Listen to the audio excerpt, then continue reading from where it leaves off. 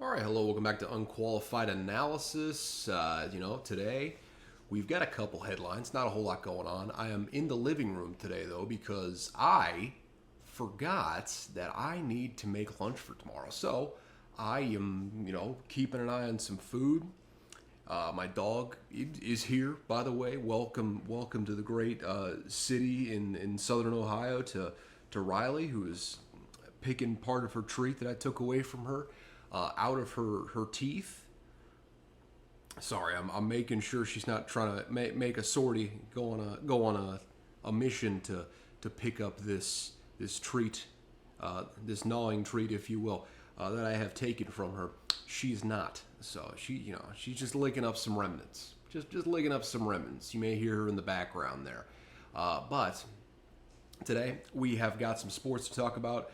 But first things first, almost forgot, folks. Almost forgot. Fun fact, no one knows exactly when the sandwich was invented, but according to legend, the thing we think of as a sandwich came into being because the 4th Earl of Sandwich, you may have heard part of the story before, but let me reiterate it for you.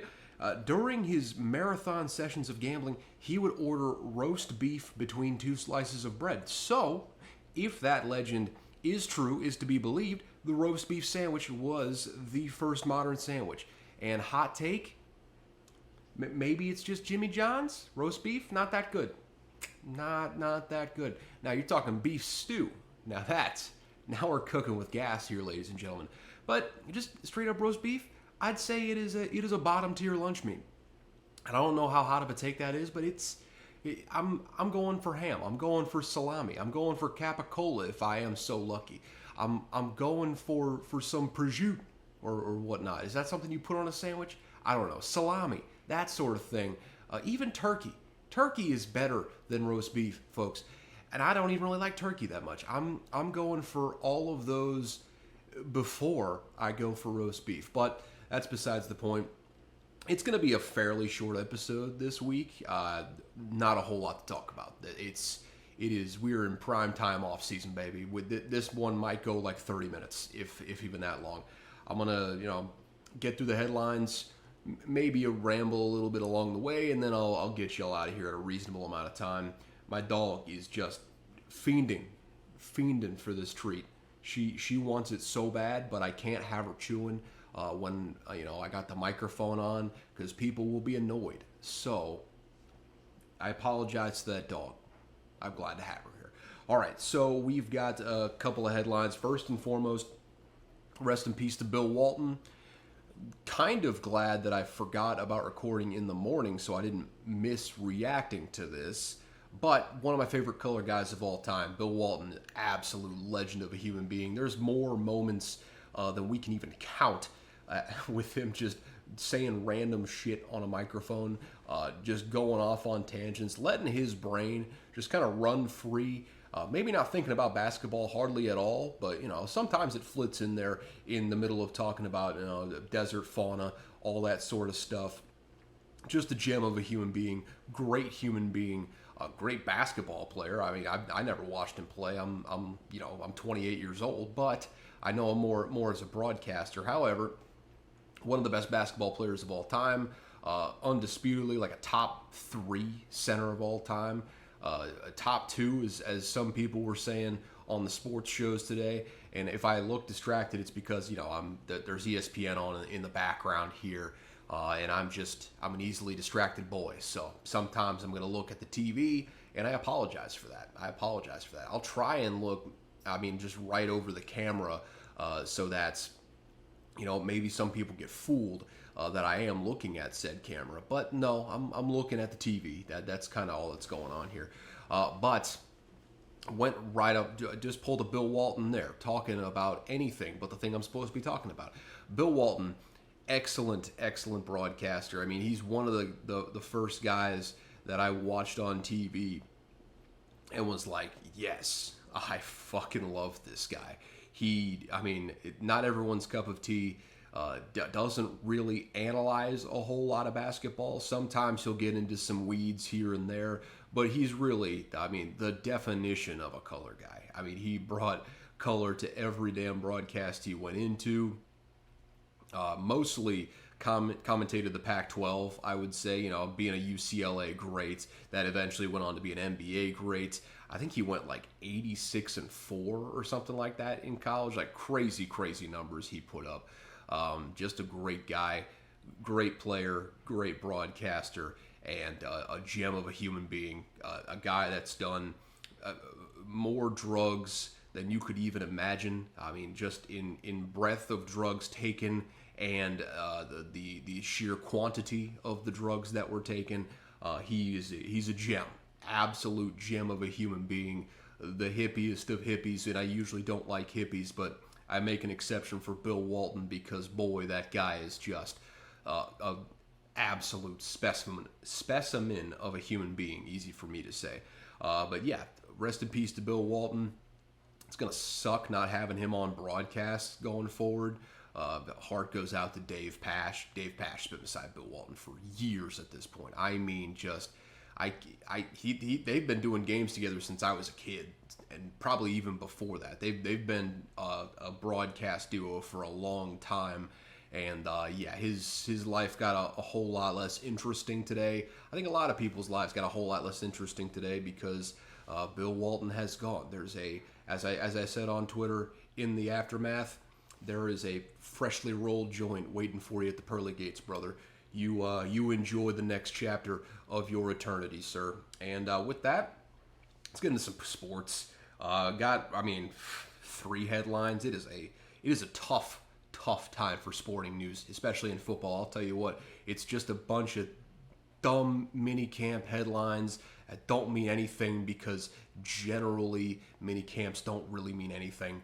But there's a few headlines here and there, I guess. So we'll get into them. I got three of them. First and foremost, this is a big one that I might go on for a little bit on. The NCAA Board of Governors voted to accept the settlement proposals for the antitrust cases against them and will move towards finalizing the deal. And that means revenue sharing is coming to college athletics at long last. It's going to look, kind of like a salary cap, but really it's a salary floor. Like they are contractually by the stipulations of this settlement obligated to give 22%, I think maybe it's 20% of revenues from media deals to players. So those giant media deals that who am I thinking of? Yeah, the conferences just signed. I'm sure the NCAA just signed, all that sort of stuff. They will be, the players that is, will be getting their share of it at long last. It's been entirely too long. They've been making too many people money hand over fist. And it's going to change some things. Obviously, schools aren't going to have as much money. I mean, they're getting a 20-some% haircut every year. I think it's roughly like $20 million that's going to the rosters, which is good money. I'll tell you what, that's damn good money. And obviously, quarterbacks are going to be making more than rank and file sort of guys. Obviously, it's really just kind of like, I don't know. There's probably going to be a sort of a minimum contract that players sign when they come in. That's another thing. Contracts. Is this going to lead to contracts? I think it will, honestly. And if we get players contractually obligated to stay at one place or have a buyout option in place so they can literally do the exact same thing as coaches do and kind of move around willy-nilly all they really want to, I prefer that not be the case. I prefer that not be the case on either front. I like coaches to stay where they're at. I like players to stay where they're at too. But there are certain extenuating circumstances. I guess the way to put it, I would prefer players stay where they're at, but at the same time, I understand there's playing time considerations, situational developments. I still think, even if we have contracts and all that sort of stuff, if a coach leaves, I do think every player should have the option to enter the portal, just because that's the guy that brought you in. There's no guarantee that the next guy that comes in is going to be your cup of tea necessarily, or he's going to be your guy or you're going to be his guy. In all likelihood, if a team is getting a coach is being fired, you're probably not his guy at all. So, I mean, we saw it to the extreme extent with Deion Sanders last year, where, I mean, about half his roster or more just basically up and left to sayonara, enter the portal because that's what Deion said he was going to do. Didn't really make any bones about it. Say what you will about the guy, he's pretty genuine on a lot of that sort of stuff. A lot of straight talk, but I do think that should still be a thing. But if this brings in contracts where players are kind of obligated to stay for 2-3 years, get out of here, Riley. No, sorry. That was the first mission to try and get the treat out from under my feet. I could probably just set it on a high place, but nah, it's okay. This is a controllable situation. Anywho, the revenue sharing, if it leads to contracts that keep players in one place outside of major extenuating circumstances like a coach leaving or a coach being fired, any sort of something like that. I think it'd make the sport better. I think having the option to move around is good. It creates some leveling of the playing field talent wise, at least at the upper echelons. Like if you're talking Power 4, it's really helped to kind of, I mean, some teams take more advantage of the portal than others, and it's a lot like the NFL where you can build a whole team, an all-star roster out of free agents essentially, but then sometimes or often really you get teams like the greatest team of all time, Eagles, back in the day, who brought in just a boatload of free agents and then went 8-8, weren't a very good football team at all. And that's the same sort of thing in college. But that being said, teams being able to add talent in an immediate way, especially at the quarterback position. This is kind of how Kentucky's thriving right now. It's how I think Colorado's going to end up going once Shedeur Sanders gets out of there. But just the ability to, if there's a backup quarterback on, say, a Georgia, again, referencing Kentucky here, they just brought in Brock Vandagriff, who was the backup there for several years at this point. Maybe not several, 2 or 3, I think. He's been, in the wings for a while, and then now finally gets his opportunity in Kentucky, and we'll see how good he actually ends up being. But he was never going to get the opportunity to play at Georgia because he's got probably the number 1 overall pick playing in front of him in Carson Beck.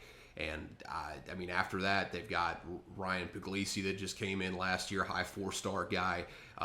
Kirby's always going to have someone waiting in the wings, both an offensive line and in the quarterback department, especially, but really every position. But that's part of the good things that are coming from the transfer portal era. But so that's what I'm saying. It's not bad to have that around, but there is a point where it's excessive. So we're at that point. We've been at that point for a while. I'm hoping that these revenue sharing changes will kind of level that out a bit. I think if we can get some degree of contractual obligations that hold a guy in one spot, or the incentive system is in such a way that the incentive for leaving is a lot less than it is right now, because there's no disincentivization of leaving. There's really no subtraction of benefits for going to a new place. In fact, there's real benefits to going to a new place because you're probably going to be getting more NIL money. It's part of the whole free agency process pretty much. So kind of, having a system where you are financially incentivized to stay, like, Josh Pate brings this up all the time. This is kind of his baby of an idea, I suppose. But having escalating incentives for staying in one spot for a while, or maybe maybe if it's like the SEC, because the SEC you can't go. The transfer portals don't really apply in the SEC from going from one school to the other because you have to sit out a year. It's the old transfer rules in the SEC. You can't just jump from one roster to another and just immediately play, which is kind of strange for me that the Camry and Richardson ended up going to Ole Miss that way, but I guess they're probably more a symbolic thing than anything else, because I assume he liked Zach Arnett a lot. Defensive coordinator for I think the whole time that he was at State, I want to say, and then head coach for that one disastrous year last year. But yeah, I'm going off on tangents right now. The main thing is this is a net positive. Not everything will be positive. There's no pure positive or pure negative in this world. There's benefits and drawbacks to basically everything. But I think net positive overall, the benefits outweigh the detractions, and it's long overdue. Maybe some people are just like, I don't want to see these college kids making all this money. They're making too much money. Well, they're making their superiors, so to speak. They're making the ADs, they're making the coaches, they're making all of these people millions of dollars. Would only make sense for them to get a cut of that, considering they are the main driver of the on-field product. I'm not saying that players would just automatically have good teams without coaches, because we see all the time, especially at the pro level, a team with a bunch of talent that the previous coaching staff just could not find a way to put in position, gets the right head coach, and all of a sudden they're like a 13-win team. I'm thinking of the 49ers specifically on that one, going from, oh God, how did I forget his name? Mike Singletary, found it. Going from Mike Singletary 6-10 to I think 13-3 the very next year. So I'm not saying that coaches, GMs, administrators, all that sort of stuff aren't important, but I am saying you really can't have one or the other. You have to have both players and coaches to have a successful sport. But that should be implied that they're treating them like equal partners in this whole thing. So it's not a full sort of almost 50-50 revenue share like the NFL has. It's a starting point though. I think collective bargaining is still a good several years off. It's going to come eventually, but for right now, there's really no collective bargaining system, and it's going to be tough to set up a union infrastructure with kind of player-run stuff. It's probably just going to be one of those professional union sort of guys, because your entire executive committee is overturning. I mean, probably more like every 2 years. You're probably not putting a freshman as the union rep. Maybe you're putting some sophomores in there. Probably a lot of juniors and seniors when it's all said and done. Real salt of the earth sort of guys. Probably a lot of guys that don't have much of a pro future. Maybe it's something they're interested in the long run anyway, so it gets them some work experience on the union front. Those sort of guys. I don't know why I'm going off on this tangent, but a lot of changes are about to happen. It's still not really official. I don't think they haven't put a date to when the revenue sharing will start. I don't think. As soon as next year, though, I would actually assume that after this year, assuming that the settlements all go through, it's all negotiated out, it's all hammered out. It probably starts in 2025. I can't imagine. They've been working behind the scenes. A lot of these schools have been working behind the scenes to put in an infrastructure, but they need a year of buffer time to really hammer this thing out and get a sustainable structure out there. But yeah, I'm looking forward to seeing this. I'm happy as hell for the kids that are finally being rewarded. I'm happy for the athletes in the past that are getting paid buku bucks for this. I mean, $2.7 billion over 10 years. That's 270, maybe it's 2.8, $280 million every single year getting doled out to former players from I think just the last decade. So good checks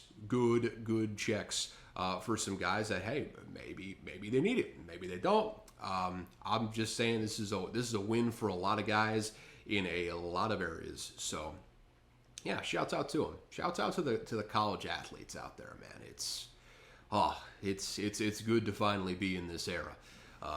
Hopefully the people running the whole thing don't put it in the tank. That's all I can really ask at this point. That's not a guarantee. So let's stick with the college game, shall we? Jaden Rashada, you may remember him being committed to Florida on a massive NIL deal. That NIL deal falls through. He goes to Arizona State, struggles in his true freshman season, essentially beat out for the starting job in spring ball. He transfers to Georgia. That's where he's at now. He's at the University of Georgia, sitting behind Carson Beck, likely sitting behind Ryan Puglisi as well. He's probably going to end up transferring again, but besides the point on this, that guy, Jaden Rashada, is suing Billy Napier and Florida Collective for $13.8 million over the NIL deal that fell through last year. That was the sum I think he was supposed to be paid from the University of Florida NIL Collective. That's a giant number. I'd say the funniest part of this entire story is just a little tidbit in there where Jaden Rashada told Kirby Smart about his plan to sue Billy Napier, and quote, Kirby Smart gave his blessing. That like he's gonna go marry his daughter or something. Like that's just a funny little tidbit there, man. Also, it's like Kirby Smart's a competitive animal, so he's like, okay, my backup quarterback, who's not really going to be playing anyways, is going to be given a rival team and a rival coach from just south of us fits in the courtroom that may impact his ability to focus on the football field and on coaching in general. You have my blessing, son. You go right ahead. You are doing your part to help this team out, I would say, by suing this man and maybe getting $13.8 million out of it. That's a wild number to give a high school kid. That is insane. I'm not sure we're ever going to see something like that again from an NIL contract perspective. Like that's gonna be going for a while. Like that level of money to a high school kid. That record's gonna stand for quite a bit, I would imagine. Unless we get, I don't know. I mean, not even Arch Manning got that type of deal, man. I could almost guarantee you that. He's probably not doing bad in Austin right now, but he ain't getting $13.8 million from the Texas Collective in all likelihood. That's an insane number. I don't know if that's a per year number or a total value of the contract sort of number. It's essentially it's essentially a 1 year deal just by the laws of NIL, I suppose. But man, this could be all time hilarious, especially if it tanks Florida's season. I'm not a real Florida hater, I guess. It's just kind of a holdover from cheering for the University of Tennessee as a kid. Really, until I got to college at Mississippi State, I was cheering for Tennessee football, basketball, all that sort of stuff because I lived in the area in formative years of my life. Went to some Tennessee basketball games, men and women. Went to a football game or two over at Neyland. Fantastic atmosphere. Hilarious as well that I did not once go to a Tennessee game in the 5 years that I was just living, hour 40 minutes down the road from the stadium there. But I digress on that front. That is to say, maybe I do have a little bit of internalized bias against Florida. That being said, I know the fans are psychos. That's a fact that has not changed and will never change for that matter. And, watching them just tear Billy Napier limb from limb, I apologize to Billy Napier. That would be very stressful. It would, however, be funny to see them run a guy out of town right when he is starting to hit his stride as far as coaching the team. It doesn't show on the record right now, obviously. But he's got the program in a stable position at the very least after a chaotic 2 years. Made some mistakes, but seems to be rectifying them just based on all the sort of stuff out of their camp from spring ball. Just seems like a more focused environment, a lot less chaotic. It would be funny to see the fans kind of tank that with a bad season with, I believe, the hardest schedule in the nation. Their last 5 games are hilarious. They could all be top 10 opponents. Every single one of them could be top 10 opponents whenever they play each other. It's a grueling schedule, just a gauntlet. So there's a real chance they go 4-8, 5-7, and I think if he goes below 500 again, really, I I think the powers that be would be understanding if he went like 6-6 or 7-5, because that is a crazy, crazy schedule, man. It is just hellfire all throughout the damn season, hellfire from start to finish, basically. But that finish, especially, the heat just ratchets up a lot more. So I think they're probably just looking for bowl eligibility this year. I'll just say that they're probably looking more for bowl eligibility than anything else. If they get anything more than that, that would be cool. If he goes 5-7 again, though, there's a real chance. I would say a real likelihood that he gets fired as the head coach and Florida gets back on that treadmill. But I've gotten ahead of myself from the Jaden Rashada news. It's just what a shit show this NIL era is, and what a shit show the Florida NIL collective in particular has been in the past, since this whole thing kicked off. They're an interesting bunch that have not necessarily held up their end of the bargain of acquiring talent, if you will. Seems like they've improved a little bit. Seems like they gotten their house in order a bit, but still lose a bunch of players in the transfer portal, all that sort of stuff. I'm done talking about that, I suppose. But it could be an all-time toxic situation in Florida this year, and I'm here for it. College football is better when Florida is, well, on one hand, it's better when they're good, so I'll put that out there. But also, it's just magnificent when they're imploding upon themselves. So I'm cool with whatever happens, I suppose. I would prefer it be the latter, though. Like I said, there is some internalized Florida bias there, man. I don't know what it is. I can't really put my finger on it outside of the Tennessee education back in my formative years, but I just don't like those guys. I don't like those guys. The kids individually, I'm probably fine with. I don't really care about them. But I hope they're good players. Hope for all, peace and prosperity, all that sort of stuff, good lives, that stuff, yada yada yada. I just don't want to see that team do good sometimes. That's me. That's my flaw. Okay. It doesn't have to be your flaw, but it is mine, and I'm sticking to it right now. All right, so we got one more, and I'll kind of just keep this short. Like I said, this is going to be like a 30-minute episode, and this is going to be kind of a quick headline because there's not a great deal of details on it, and it's a really serious matter. So let's get into it. Two women have filed a lawsuit against former Jags and current Commies kicker Brandon McManus, alleging sexual assault. The alleged incidents occurred last season while the Jags were playing overseas in London, and obviously can't really comment on the allegations right now. There hasn't been a great deal of details put out there by the alleged victims, at least not that I've seen. Maybe I'm looking at the wrong news sites, all that sort of stuff. But yeah, I got to let the legal process play out, I suppose. It's a weak answer, but at this point, we've seen charges be dropped in the past. It's a nebulous area. It's hard to know what's true and what's not. That being said, if he's guilty, and really, I'm interested to see what the Commanders do with this one. I'm getting my serious voice on. You can tell because I said Commanders instead of Commies. I'm interested to see what they do because, Matt Araiza, Bills punter, they drafted him a couple years back. He has the lawsuit just filed against him pretty much by the alleged victim. Well, I guess that wasn't alleged. I think the assault did happen. It just Matt Araiza was not present. Or wasn't proven to be present, whatever you would happen to categorize that as. But it was, when it was first filed, the Bills didn't waste like any time at all. It came out like right around training camp, and he was cut like immediately, pretty much, and didn't find a new job until after the lawsuit was dropped. And now he's in the Chiefs camp trying to provide him a cheap punting option because Tommy Townsend got too expensive. But that is all to say. Hey, there's a real short leash with kickers, man.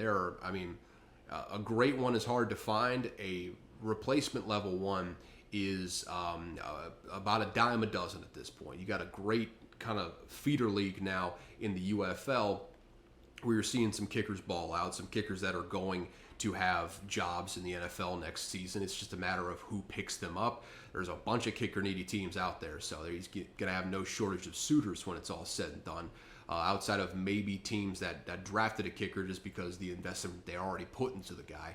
But I wouldn't be shocked at all if the commies kind of, did their own due diligence, did some fact-finding real quick and said, nah, this is more trouble than it's worth. I think we're going to let this guy go. He's a very good kicker, but not so much to the point of great that he can't be replaced easily, and not so great that you overlook these sorts of situations. I don't think any player is so great that you overlook these situations, except for, I guess, Deshaun Watson. Yeah, that nasty man. Outside of that, this guy is on thin ice, to say the least. If even an ounce of this is true, his career is probably over. He's in his mid to late 30s now, I believe. So, yeah, this is kind of it for him. And if he did it, richly deserved, I suppose. So I don't have a whole lot of things to say outside of that. Outside of really, I'm just watching to see what the Commanders do, how they approach this thing. Because there are, like I said, the UFL has got a couple kickers this year that have really, really balled out, have hit some long field goals this year. And it would be very easy to just say, I'm cutting bait with this guy before I really know the details, and I'm going with one of these guys that has been playing very, very well, seems to be up to the task of being in the NFL. So we'll see. We'll wait and see on that one. That's a developing story, as they say in the biz. And the developing story now is this episode is done. This is one of the shortest episodes that I have done since like the first one I did whenever I started doing this podcast solo. Just nothing to talk about, man. There is just, it is a dead period of all dead periods right now. It's either you're talking about people dying, like the golfer that committed suicide this past weekend, which, by the way, check in on your people. Call the hotline that I don't remember off the top of my head if you are having suicidal ideations. But that's the sort of news we're thinking of right now. Like that's there. It's either someone died, or it's just a bunch of just BS OTA news that really doesn't mean a damn thing. Like yeah, all the rookies are going to get rave reviews, or you're not going to talk about them in minicamp. No one's going to come out saying, this guy stinks. This guy is bad. You might get some of those reports in like training camp. Like a guy's struggling, all that sort of stuff. You're not going to get it in OTAs, though. Now, at least not reliably. I mean, even going to preseason, C.J. Stroud threw a pick six on his first drive as a Houston Texans quarterback, I believe. Either that or just a pick. I think he might have thrown two in that game as well. And then he had the greatest rookie season of all time. So nothing before the regular season really matters half a damn, outside of fine-tuning pretty much, and getting players ready for the season, all that sort of stuff. Improving in the offseason. The offseason is not unimportant. It's just not very newsworthy a lot of the times unless bad things happen. So, that's why we're ending this thing at like 33 minutes. Thank you all so much for tuning in to Unqualified Analysis. We do this thing once a week during the offseason because I don't know how the hell I would get 2 episodes in a week. Just impossible.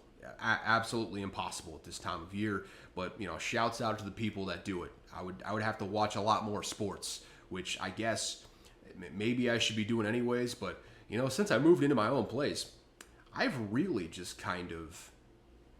I've started watching a lot more sports in this new place, man. I got ESPN on again. I've had it on like all day pretty much. It's like the old days up in this bitch. The days where I would get home from middle school and just watch nothing but sports programming from the time I get back to the time I fall asleep sometimes, or until I go play video games or something. Really, the whole afternoon block from like 3:30 to 6. That was my jam. That was my jam back in the day. It's, the good old days, the simpler days. But, I don't know, 1 episode a week for now. You can find it on all the platforms, Apple Podcasts, Spotify, YouTube, Amazon Music. Go over there, hit subscribe, like, rate, all that good stuff. Share it with people. Help me grow this damn thing a little bit. And yeah, if you want to follow me on the Twitters or X's, whatever the hell you call it, at CalebVUA. And you can go to the email at unqualifiedanalysis@gmail.com to send an email of some variety. That is generally what you do with an email. So yeah, do all that sort of stuff. You can contact me on Twitter or through the email. Just let me know. Links will be down in the show notes, in the description, if you will. And yes, thank you so much for tuning in to Unqualified Analysis. As always, I have got no clue what I'm talking about. We are back into the closet of solitude next week, because I will not be forgetting about my lunch this time around. I'm going to make 2 lunches on Sunday. That way I don't have to make a lunch on Monday night. But yes, there you go. And one thing I learned this week, on August 25th, 1830, in Brussels, a performance of an opera called La Muette de Portici, I think I butchered that, La Muette de Portici, which ends with a people's uprising, ignited a revolution that resulted in the creation of the nation of Belgium. True damn story. That's the Power Theater, baby. And with that, I will see y'all next week for hopefully a little bit longer episode, but no guarantees. We're in the dog days, folks. Y'all have a good week. Hope you enjoyed your Memorial Day. Pretty un-American of me to not mention at the top of the show, but whatever. It's not like I'm doing shit for Memorial Day anyways. Either way, I'm done rambling. I will see y'all next week. Peace.